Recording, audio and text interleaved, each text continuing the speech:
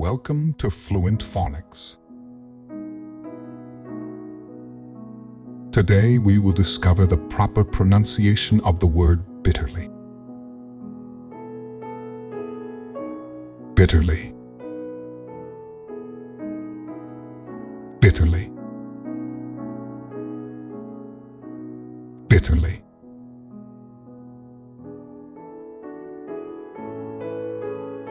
Here's an example of how one might use it in a sentence. After losing the race, she watched bitterly as her competitors celebrated their victory.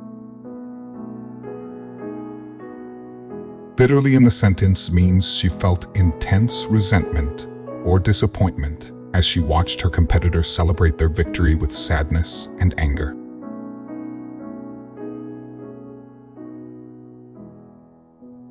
Thank you for your time. If you enjoyed this, please like and subscribe for further content.